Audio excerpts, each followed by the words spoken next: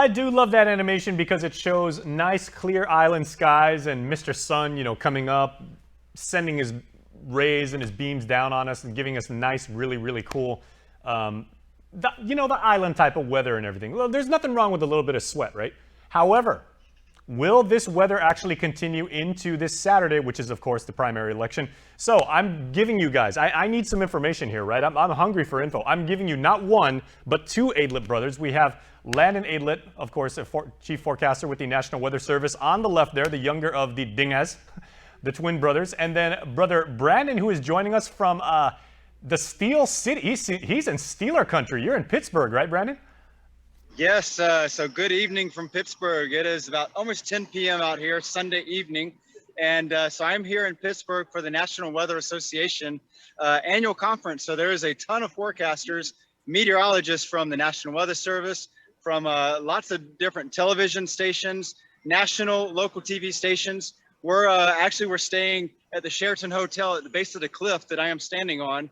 And we're here for the week to talk about weather. So there's so much craziness going on. We've had lots of thunderstorms, and you can just imagine how many people are taking pictures outside of the hotel room. Guys, when 300 weather forecasters all descend upon one area and everything, I mean, that's a party waiting to happen. I know this. Yeah, it makes you wonder who's making the forecast for the rest of the world right now. Well, luckily we got your twin brother Landon here. So, Landon, unfortunately, you are not traveling this week. I mean, like 3 of the past 4 times we've had you on the show, you've been overseas and everything. But good to have you back on home soil. It is great to be back, and I'm trying to get back on my own 2 feet over here because I've been traveling really since the Tower for Humanity came down back in late June.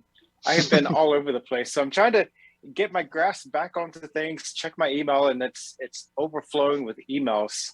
So it is good to be home. Very nice. Okay, so and Brandon's giving us like a real nice shot. Wow, downtown Pittsburgh. Okay, so I want to make sure we can really represent those of you that are Pittsburgh fans. I know there's a lot of people on Guam who root for the black and yellow for any sport. So go Steelers, go Pirates, go Penguins. That's all the way across the board. Okay, as for the weather, Landon, the other bit of information, like I said, I mean, many thousands of Guamanians will be heading to the polls this Saturday if they are so inclined to participate in the election. What type of weather can we expect going there? Please say it's going to be dry and sunny. Well, definitely it does not look like it's going to be that bad for later this week. That's yes. Wednesday, Thursday, Friday into Saturday. Of course, it's still very early. Things could change, but right now we're most concerned about what's going on outside today. So outside my window, there's a lot of clouds and showers and thunderstorms. There's a thunderbolt right over my shoulder, but let me turn my camera around and show you exactly what we're looking at. And Brendan's got some good whoa, and there's lightning in Pittsburgh, background. Apparently. So they're getting lightning in Pittsburgh, and we are getting thunder and lightning here in Guam as well. We've been seeing some flashes of lightning reported in our sensors on our computer east of Guam. This is a very active picture right now with showers and thunderstorms all across the Mariana Islands. This is the latest frame in our radar. But let me get this animating right quick. It's a complex situation. We have a lot of showers and thunderstorms situated to our east with a broad, weak monsoonal type wind flow of the areas, which means everything's coming in from the west and the southwest.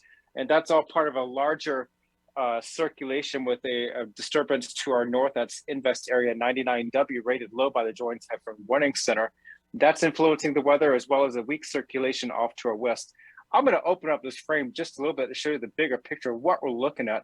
It's a very busy late morning right now with the showers and thunderstorms, but they're starting to heat up. We're starting to see these yellows, oranges, and reds pop up, and that's basically the intensity, the heavy showers that are prevailing across the area. And we've been seeing some pretty significant rainfall rates over the last several mornings. This is the instantaneous rainfall rate. And if you see the flashing over here on my computer, those are rainfall rates of 3 inches or more per hour. So if one of these shower cells are sitting overhead for an hour, you can see 3 inches or more rainfall in that one period of time, or that 1 hour. The good news is this is all moving along at a pretty good clip across the island. So it's not sitting in place, but they are dumping the heavy showers and then moving on off toward our east.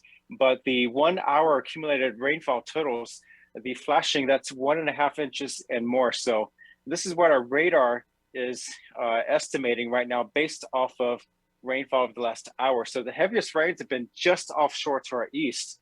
Some of us across the island have seen a brief heavy downpour or two this morning.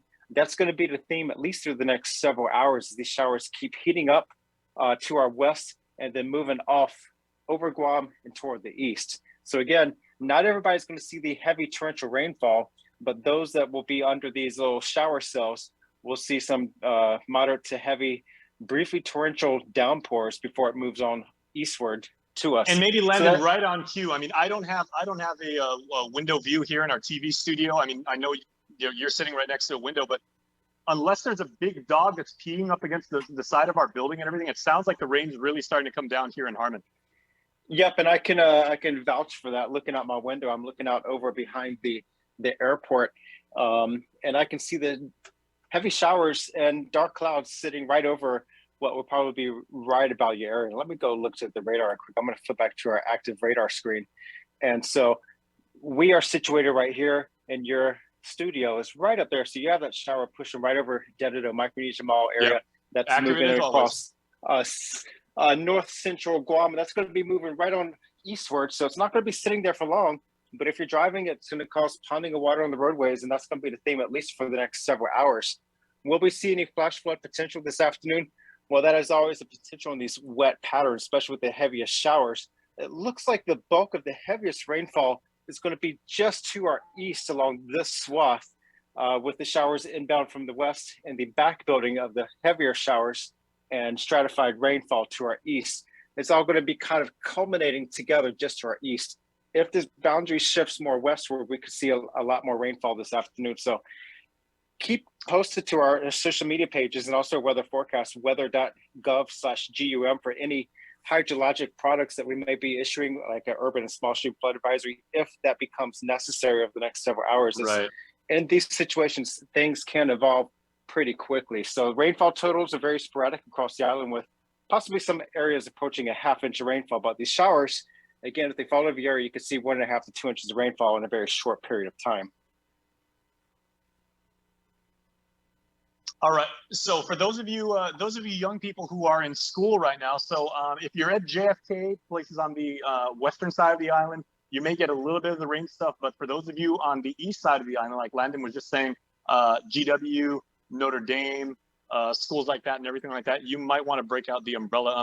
For those of you just tuning in, watching the live stream on YouTube or Facebook, that is not Landon Idlet on the left playing Minecraft, but he is actually showing us the expected rainfall. And what we have there on the right side is twin brother Brandon giving us an absolutely gorgeous shot of downtown Pittsburgh, PA. He is actually joining us from Western Pennsylvania. So Brandon, I'd like to go to you. What are you being able to give to your colleagues, and the networking and the dialogue you've been able to have about the difference and the uniqueness of weather systems we have here on the island, and how we can get better at forecasting, maybe possibly forecasting more accurately or even faster? Yeah, that's a lot of the conversations I hope to have this week. I've already reached out to a lot of the satellite developers at the University of Wisconsin, at Sierra, Colorado. And so they provide a lot of the satellite instrumentation, a lot of the different products that we use. And so they're developing a lot of stuff for the continental US. And so I'm reaching out to them to see what we can do to bring it out to the Pacific, and how we can to make use of these different products to maybe get a better sense of what the atmosphere is doing. And so what we see on the panel right there that Landon is showing, the visible satellite, that's just scratching the surface of what satellite data can provide us. There's so much other details that satellite imagery gives us, the stuff that is visible to the naked eye, but also the water vapor, the humidity in the atmosphere, and that all tells a big story. And so this is important stuff for the developing disturbances, stuff that could develop into tropical depressions and tropical storms.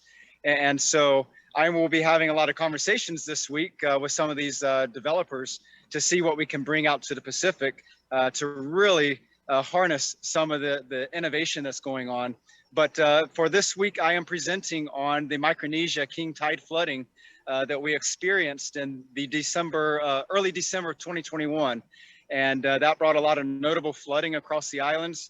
And so my cohort, Brandon Buchan, also from the National Weather Service in Guam, we did a partner project to really dissect this flooding pattern to find out what happened, climate change, the El Nino La Nina pattern that has quite a contribution, but also the large storm systems across the Pacific.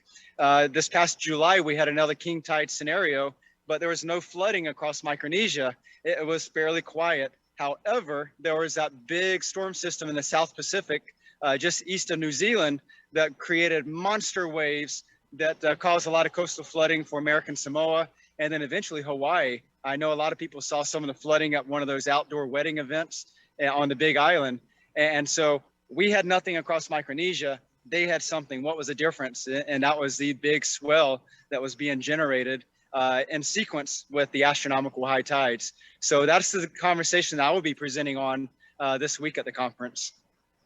All right. So Brother Brandon giving us a very historical, very empirical perspective of weather systems. Brother Landon on the left there actually showing us what is happening right now. So we may get some of the wet stuff, ladies and gentlemen, as both gents have started to talk about and everything like that. So guys, really appreciate the information. And Brandon, I know it goes without saying, it's probably not the smartest thing for you to wear either a West Virginia jersey there or an Eagles jersey. Those kind of things don't really don't go over so well in Pittsburgh, but that's just me.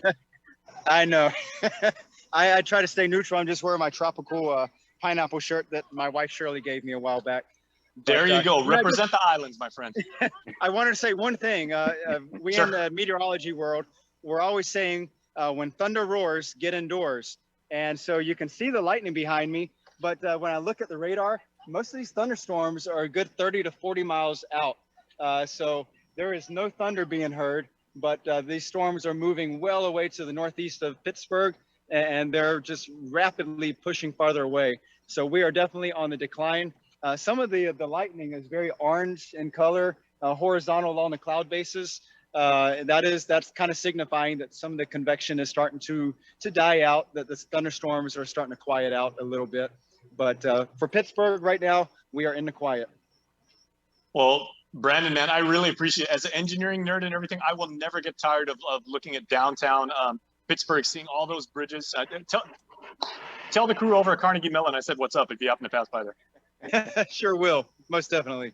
All right, Landon, we'll keep in touch with you because I know if the situation with the rain does intensify and everything like that, I'm sure we're going to be reaching out to you sometime later today, but hopefully it doesn't get to that point. Have a nice lunch. Yeah. Keep the umbrellas handy. Absolutely. All right. So the brothers Aidlet taking care of you, giving you the information you need. Thank you so much for watching, guys. Landon, we appreciate it as always. Brandon, please be safe and safe travels home. We can't wait to interact with you face to face. I'm gonna have lunch with these two dudes one of these days and everything. So if you happen to see the three of us at Shirley, stop by and say hi. As for right now, we are gonna get lunch done for real because it is just about 12 o'clock. Thank you so much, everybody. Enjoy Game of Thrones because I know you can't wait to watch that. We will see you next time.